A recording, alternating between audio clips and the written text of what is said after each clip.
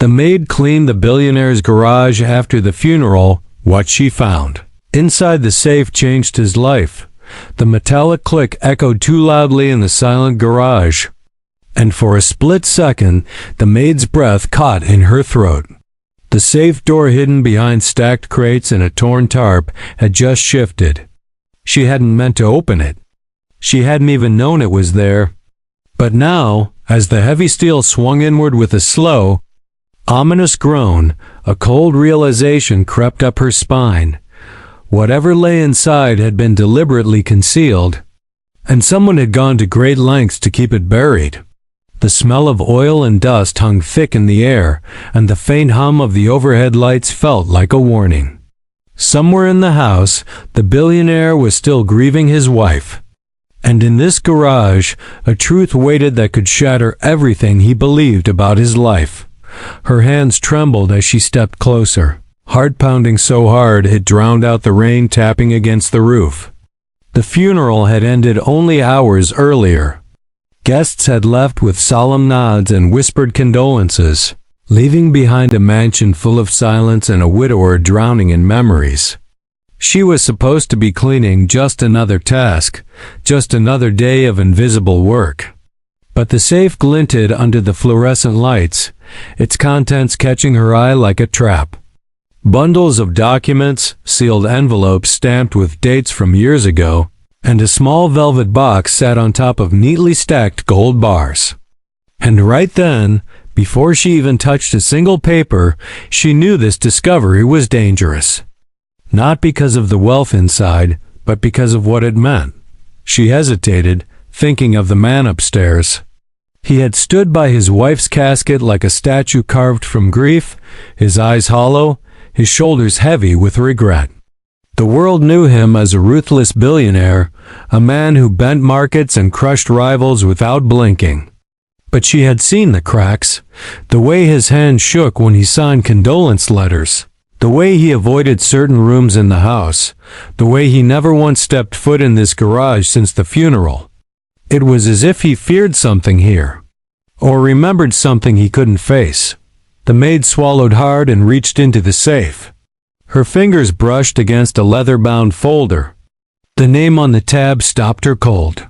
It was his wife's maiden name, one he never spoke aloud. She flipped it open, eyes scanning lines of typed text, handwritten notes scribbled in the margins. Legal language.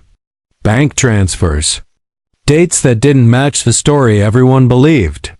Her chest tightened as she realized this wasn't just personal, it was a confession. Or a warning. Outside, thunder rolled. The garage lights flickered. She nearly dropped the folder when she heard footsteps above, slow, heavy, unmistakable. He was awake. And if he came down now, if he saw the safe open, the documents in her hands, there would be no pretending this was an accident. Her mind raced. Should she close it and walk away? Should she pretend she'd never seen any of it? But the words on the page burned into her memory, a hidden account. A child's name circled twice, a note in her employer's wife's handwriting that ended with, "If anything happens to me, this must be found." The maid's pulse roared in her ears. She had worked in wealthy homes before. She knew secrets were currency. She also knew that poor people paid the highest price for uncovering them. Carefully, she stacked the documents back except one. A single envelope had slipped loose and fallen to the concrete floor. She froze, staring at it. The seal was broken. Inside was a photograph dot. It showed a little boy standing in front of this very garage, years younger, smiling awkwardly at the camera. Beside him stood the billionaire's wife, alive, vibrant, her hand resting protectively on the child's shoulder. The date stamped on the back predated their marriage. The maid's breath hitched. The boy's eyes were unmistakable. She had seen them before, reflected in the billionaire's mirror when he thought no one was watching. Door creaked behind her. She spun around, heart leaping into her throat, only to find the garage empty. The sound had come from the wind rattling the side door. Still, panic lingered. She shoved the envelope into her apron pocket, closed the safe as quietly as she could, and covered it back with a tarp and crates. The garage returned to its cluttered stillness, but nothing felt the same. She wiped her hands on her apron, steadying herself, and forced her feet to move as she climbed the stairs back into the house. Memories flooded in, moments she had dismissed as strange but harmless. The way the billionaire avoided eye contact when asked about children. The room on the west wing that stayed locked, dustless, preserved like a shrine. The late-night phone calls he took in his study, his voice low and raw. This wasn't just about grief. This was about guilt. She found him in the living room, sitting alone in the dim light, still in his black suit, tie loosened. A glass of untouched whiskey sat on the table. His eyes lifted when he noticed her, and for a heartbeat, she thought he could see through her, straight to the envelope hidden against her chest. "Is the garage finished?" he asked quietly. "Yes, sir," she replied, her voice steadier than she felt. He nodded, gaze drifting back to the fireplace. "You can go home early today." Relief washed over her, sharp and dizzying. She bowed her head slightly and turned to leave, but his next words stopped her cold. "My wife."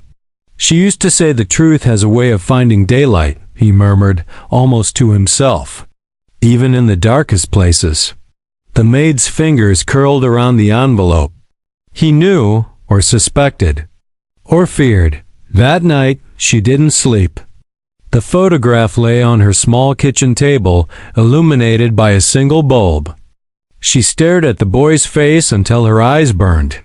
If this secret came out, it would change everything: his legacy, his fortune, his understanding of the woman he loved. And it would place her, a maid with nothing to her name, at the center of a storm she never asked for. By morning, she had made a decision, because whatever was hidden in that safe wasn't meant to stay buried. And whether the billionaire was ready or not, the truth was already on its way to tearing his life apart. The morning light crept into the mansion slowly, as if even the sun hesitated to disturb the grief that still clung to the walls. The maid arrived earlier than usual, her heart heavy, her mind racing.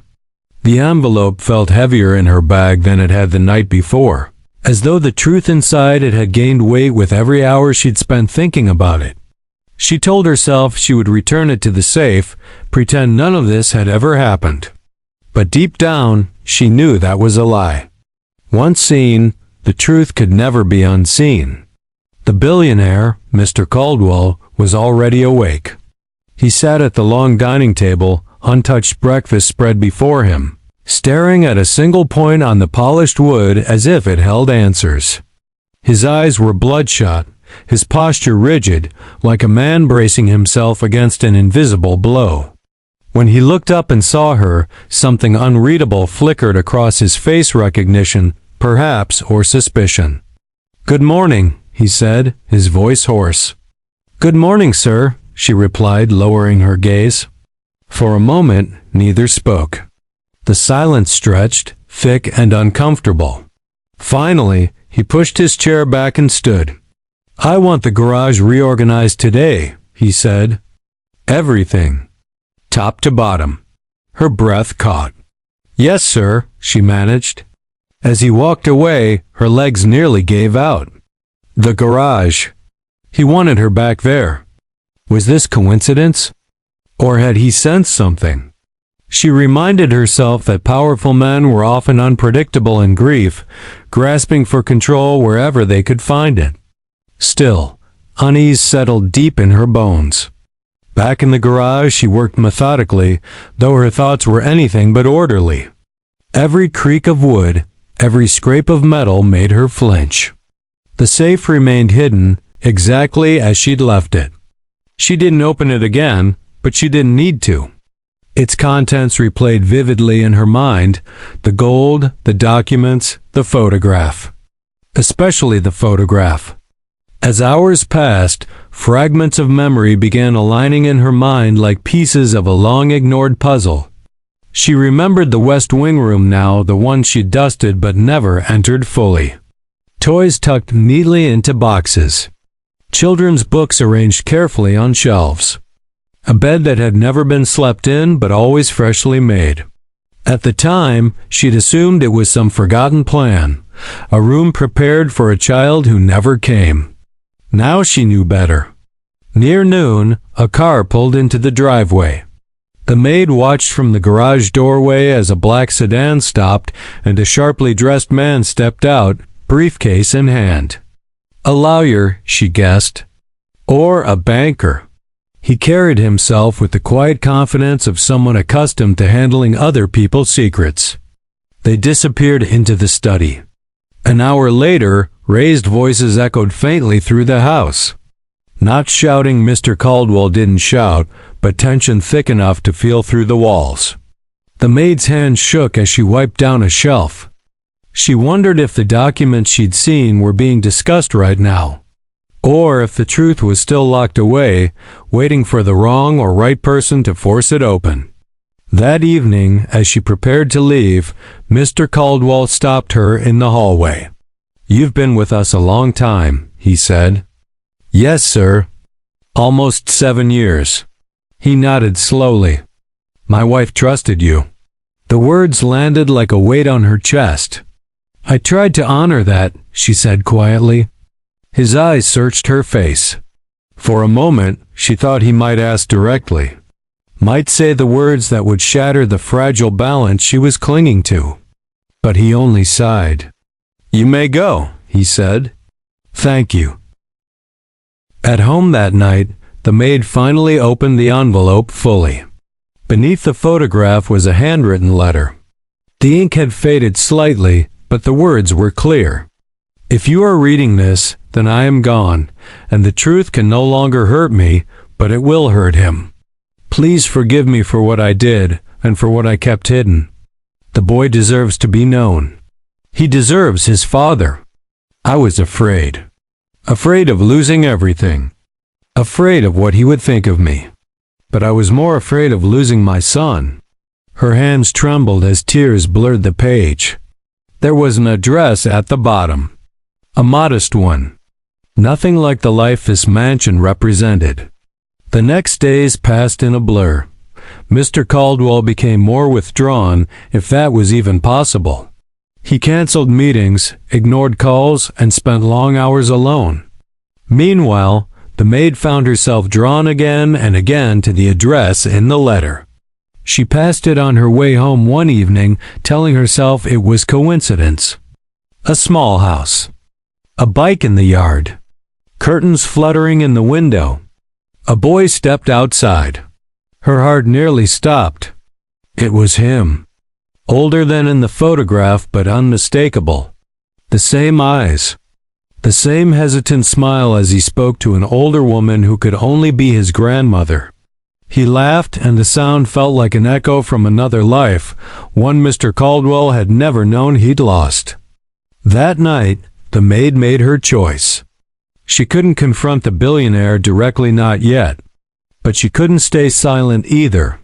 Silence had already stolen too much from too many. Instead, she left a note on his desk the next morning, anonymous, careful. "The past is closer than you think. Look in the safe again.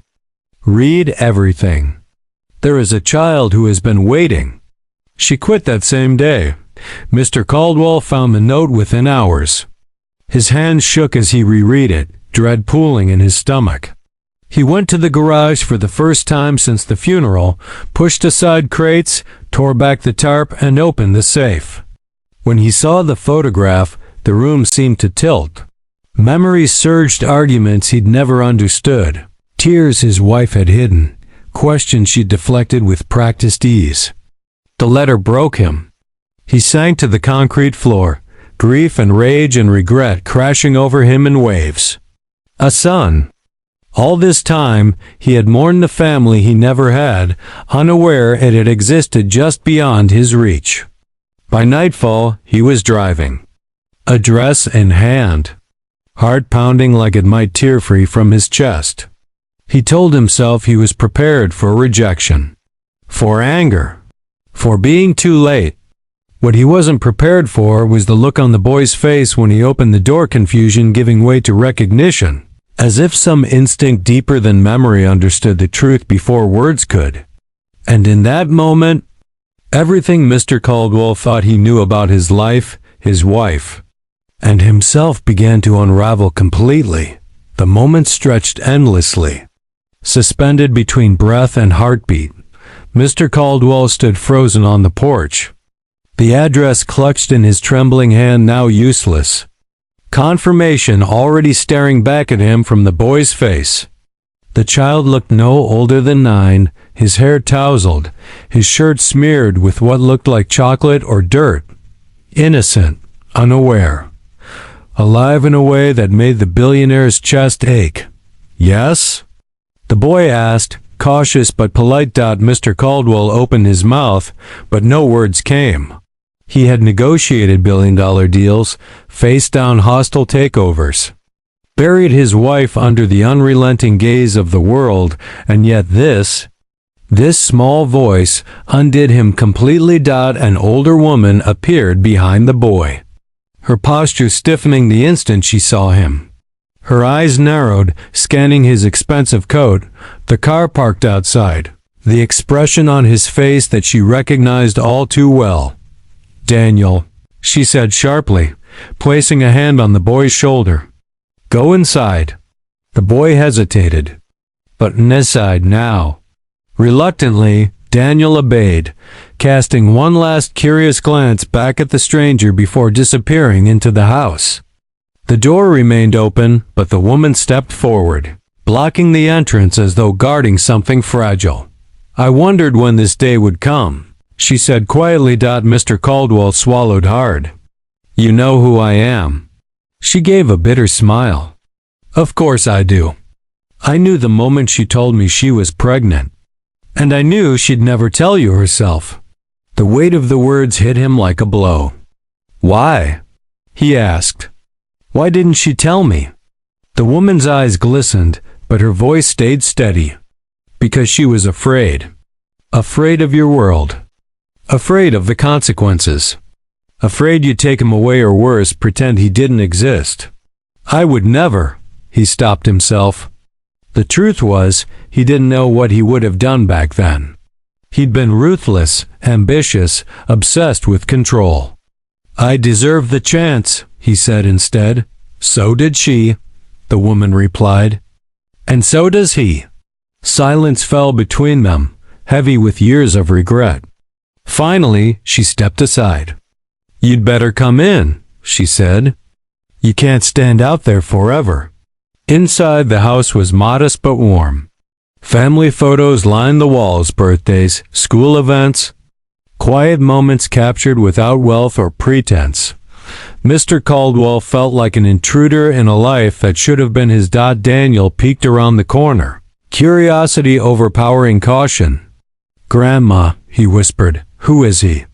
The woman rested a hand on his shoulder, her voice gentle now. "He's someone important, sweetheart." Mr. Caldwell knelt slowly, bringing himself to the boy's level. "Hello, Daniel," he said, surprised by how naturally the name felt on his tongue. "My name is Thomas." Daniel studied him with wide eyes. "You look sad." The honesty of the observation pierced him.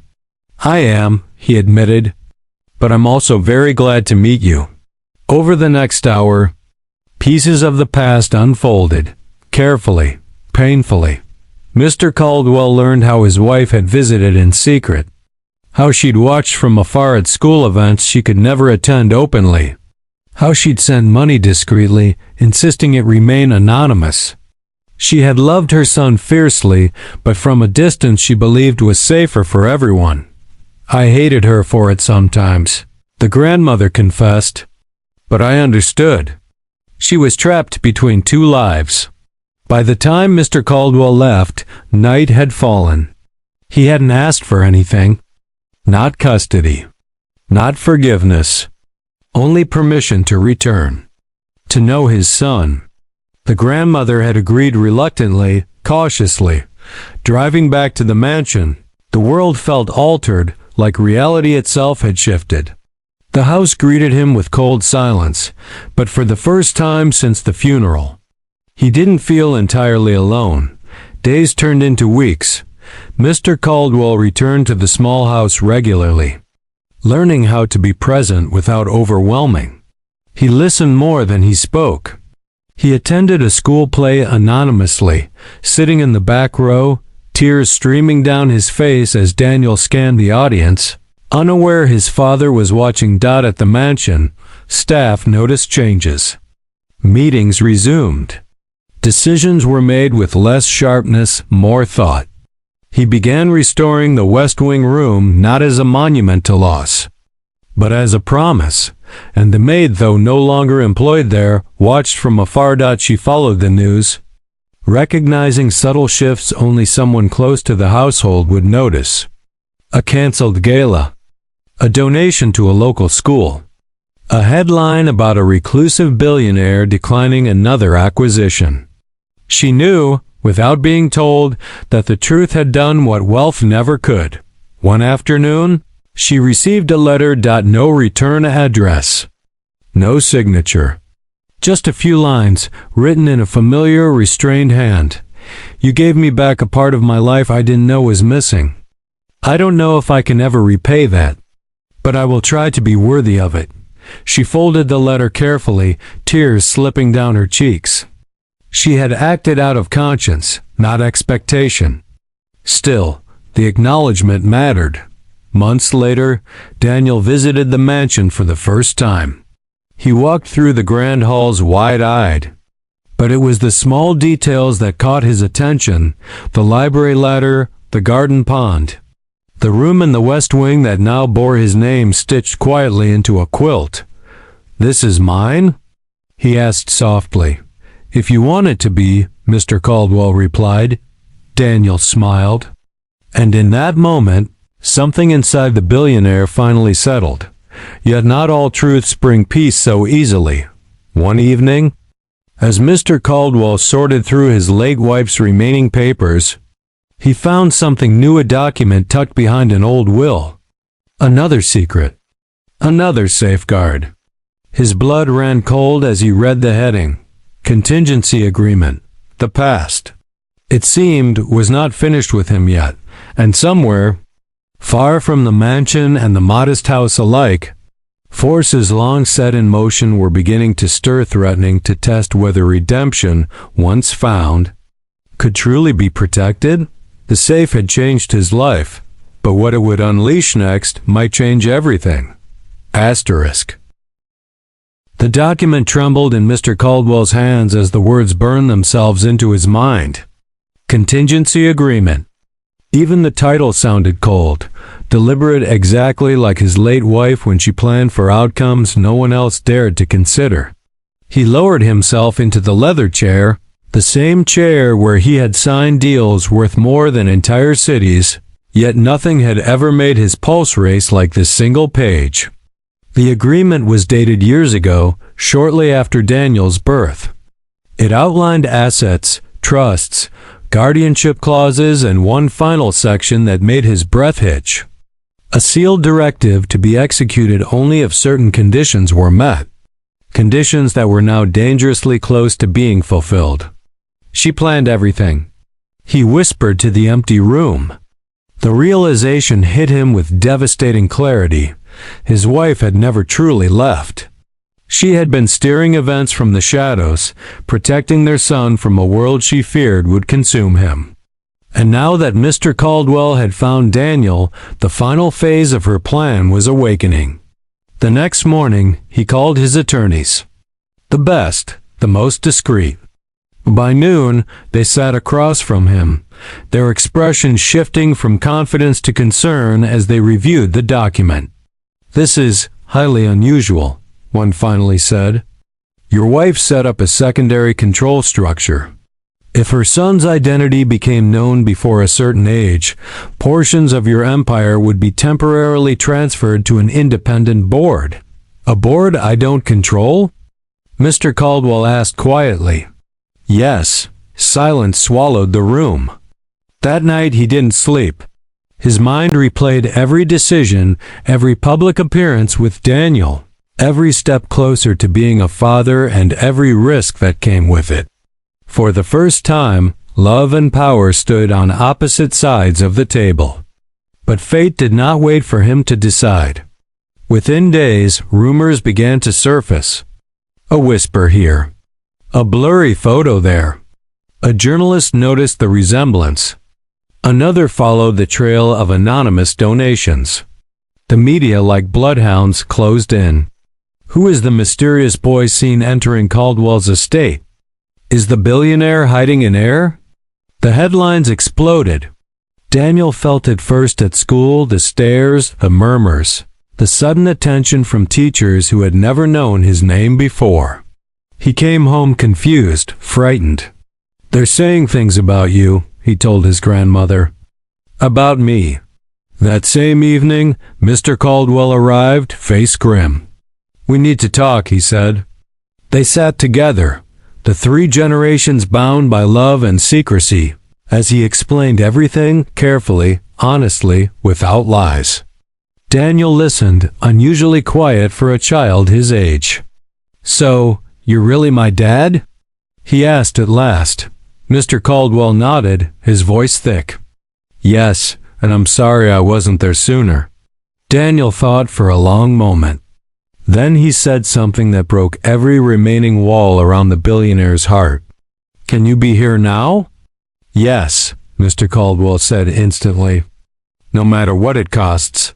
And it did cost him. The contingency agreement was triggered. Within weeks, control of major divisions of his company shifted.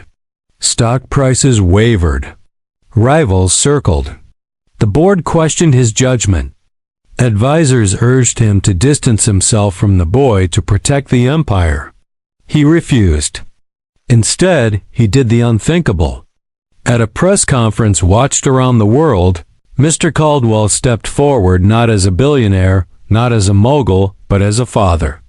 "I have spent my life building wealth," he said, voice steady, eyes resolute. "But I have learned too late that wealth without family is poverty of the soul. Daniel is my son, and no title, no company, no fortune will ever matter more than that truth." The reaction was immediate: shock, applause, condemnation, admiration, and something else: respect. The maid, now far away, living a quiet life she had never thought possible, watched the broadcast in silence, tears streaming freely. She remembered the dusty garage, the heavy safe, the choice she had almost been too afraid to make. She had changed everything. Months passed. The storm slowly settled. Some assets were lost, others regained. New allies emerged, ones who valued integrity over control. Mr. Caldwell restructured his empire with transparency, placing people over profit. Daniel moved into the mansion, but the house was no longer cold. Laughter echoed in the halls. The West Wing filled with life. Portraits were replaced with crayon drawings. Boardrooms gave way to bedtime stories. One evening, as they stood in the garden watching the sun dip below the horizon, Daniel looked up at his father. "Mom knew, didn't she?" he asked softly. "That this would happen?" Mr. Caldwell nodded. "She believed in who we could become." Daniel smiled. "I think she was right." In that moment, the billionaire understood the true legacy his wife had left behind. Not the money, not the secrets, but the courage to choose love over fear. The safe had revealed more than gold or documents. It had unlocked a life. And though it cost him power, status, and certainty, it gave him something priceless in return. A son, a future, and a second chance he never believed he deserved.